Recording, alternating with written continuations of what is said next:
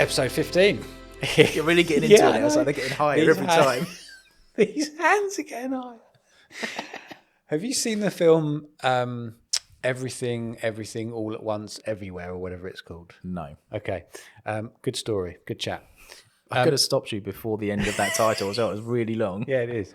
Really good film, and there's a scene where it's quite absurd, but there's a scene where all the characters have huge sort of inflatable fingers, and so maybe we should sort of start doing that anyway. I want you to make an entrance next time.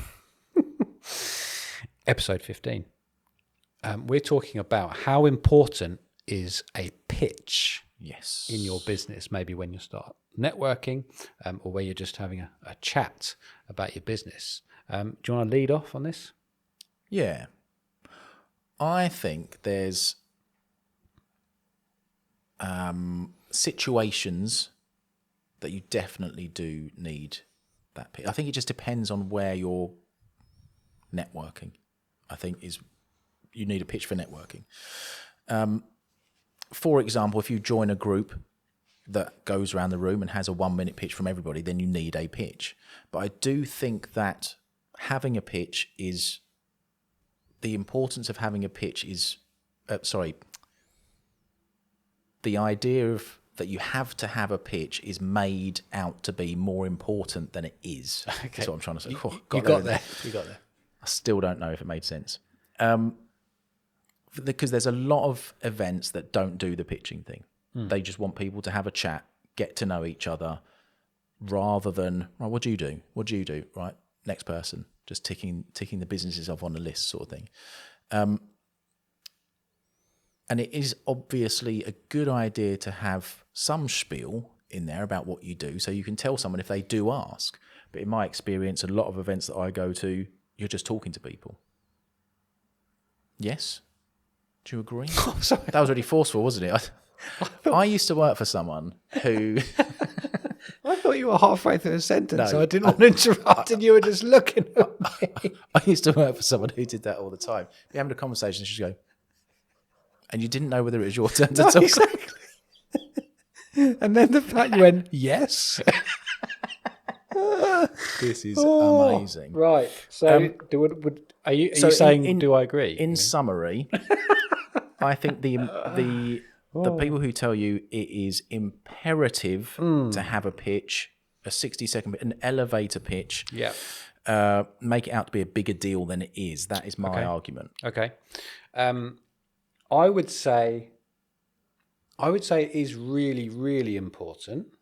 However, there is a caveat to that. I think it's really important, not so much focusing on networking, but I think it's really important because it boils down to what you do in your business and who you're serving or who you're working with. Because I always say to people, if you're in the first couple of months of your business, work out an elevator pitch of who you are, what you do, and who you work with. And just by getting those three things, firstly, you can turn that into any pitch, anytime, anywhere. But also, if someone asks in an informal way, you can say it. You can describe it really, really simply. But that elevator pitch, those three lines, can sort of form the basis for your marketing plan, and who you want to go after in terms of customer. So I think using the elevator pitch not just as a networking pitch, but the groundwork for the rest of your business, I think is really important. Because otherwise, you know what it's like, you don't know quite what you're doing or who you're going after in terms of customers. So I'm not disagreeing. No, and I do think a lot of it is like the situational. So it just depends where you're going and what where you're hanging out as a business. So I know you're a member of a group that everyone has a pitch at the meeting. There's meetings that I go to where it's literally you just stand in the room chatting to people. There's no formal sections of the meeting, and you don't go around a table or anything, all doing your 60 seconds. So I think there's because it's not a comfortable experience when you first start doing your pitching, because it's a very unnatural thing to do, to talk to people. Are you already thinking of an argument? No, not at all.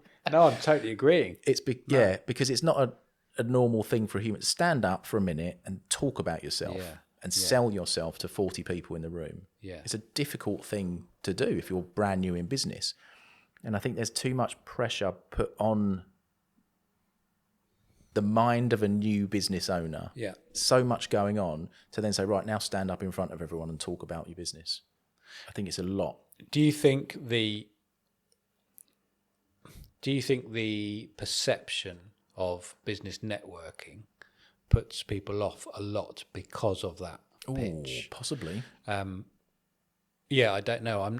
Don't think I've spoken to people that have been put off. But then, by definition, if they're in that group, I have asked. Yeah. Before I go to events, do they go around the room with a 60-second pitch? Because if they do, I'm not coming.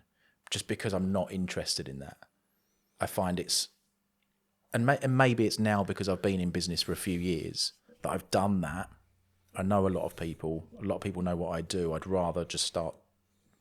I think networking has become more of a social thing. Yeah, but do you not think there's value in the pitch though?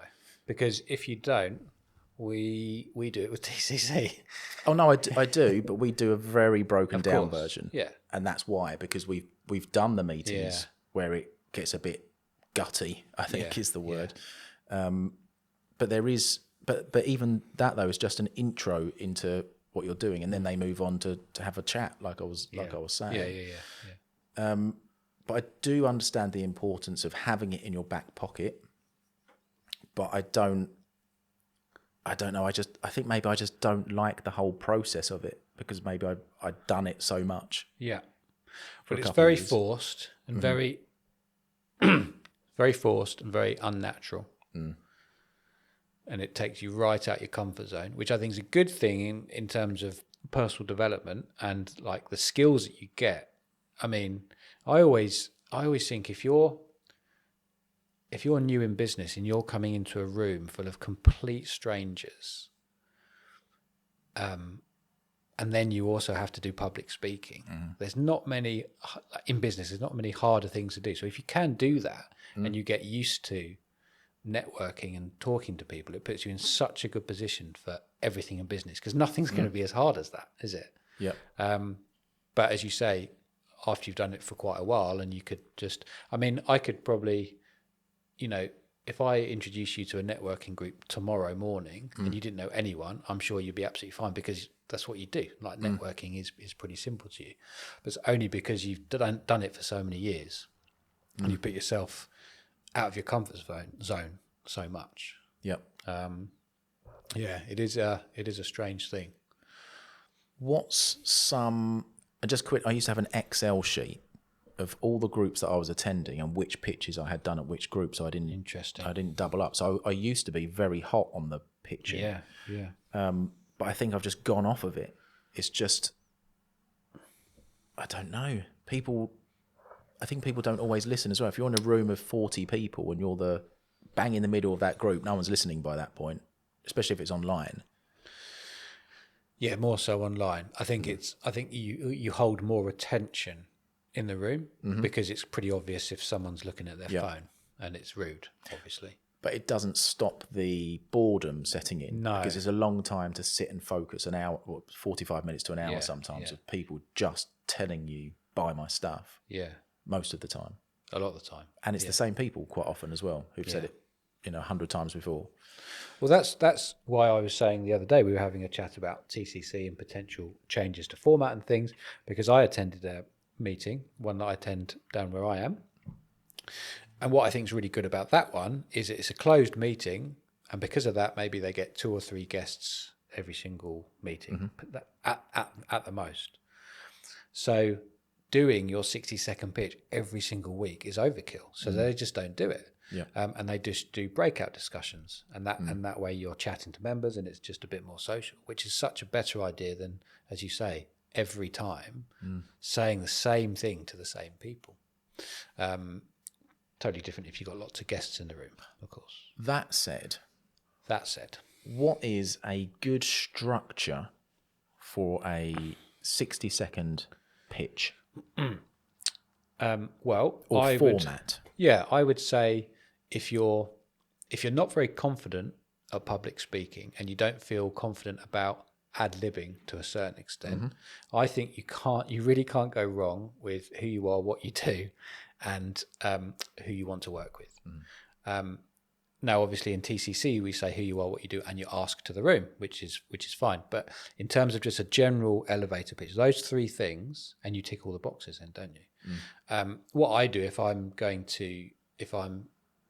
attending meetings where I know a lot of the members, I will just do those three things, and then a sort of maybe a different introduction or a different outro, or that could be something as asking for one-to-ones or thanking people for one-to-ones or leads or anything like that. How do you or how can someone grab attention in that first line? Well, there's lots of ways to grab attention, but you want to do it in the right way. I mean, I could go to the front of the room and start swearing at people. That would grab attention, wouldn't it? I mean, people would think I'm having a break. People would think I'm having a breakdown. What I would say about trying to grab attention is it can be like a huge car crash. Mm-hmm. You've all seen those pictures that have died on their arse because people have tried to be a bit crazy. Yeah. And it's like David Brent on acid. It's awful. I was on an event once and I think it worked because I always remember it. There's two actually. So there was one lady who it got to her turn in the room and she went, "Bah!"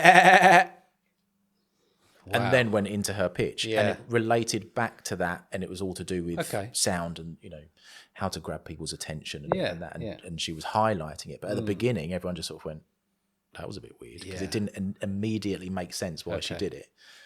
So I think that went a little bit too far that way. Or too far. We hadn't even planned that. I was really pleased with that. Oh, you. Anyway, just to ram that one in there. Oh, come on. Let's stop that. Let's get away from that. Right. And the other one, going back to what you were saying about swearing, someone was on a Chamber of Commerce networking event in one of the breakout rooms, and they always do the round the room thing there. So always have something ready for there when it's online. And this guy, he went, I work in IT and I hate it. And that was his opening line. Wow. And that just immediately made everyone think, well, I'm never going to hire you then. Yeah. If you don't like what you're doing. You've just told us you don't enjoy what you're doing. So you're going to be that bothered when you're doing it. Yeah. And it was, memorable, but memorable awful again. Marketing. Would never get a referral. Talking about cringy pitches, this was a few months ago. And the lady stood up and, literally was silent for 30 seconds. I think I told you about it. To the point where the person next to her said, "Are you okay?" Like people were people didn't know where to look because, a room full of 40 people and silence for 30 seconds. And I always, but this is interesting. I remember that very clearly, but I don't remember the point of what she was talking about because it was so out there, a bit like, just a sheep, which we won't go down that road. A little bit woolly. But everybody could be memorable. It's a bit like if we're going back to films or stories, anybody can write a twist at the end of the film. The twists that work are ones that actually make sense. And so there's got to be a reason why, a clear and concise reason why you're pitching the way you pitch. Yes. I would say. So you're saying the best pitch is who you are, what you do, and an ask. Well, I would say who you work with. I would say that's a starting point if you're nervous. Yeah. If you're very good at public speaking and you feel that you can ad lib and maybe pick up on what's happening in the room, that's a good way to do it. If you know the order and someone has mentioned something in the pitch before, and it comes to you straight away, you can kind of piggyback on that. That's always a nice. Yeah. But that I think only happens if you're confident in the room and you're confident. So public speaking to a certain extent. But I think that's a good starting point. What about you? Do you think there's a a starter's guide, a starter for 10? A starter for 10. Before wrapping up? I would always try and go for humour. Yep. Right at the beginning, because if you can break people down into, even if it's just a bit of a smile, you know that they're listening at that point. That's just another way of getting their attention. Oh, I'll listen to that. He's quite funny, sort of thing. Yeah. And it helps if you're hilarious like me, of course. Of course. Yeah. But yeah, okay then. So I think what we're saying is it's important. It is important to have some stuff ready, and you could.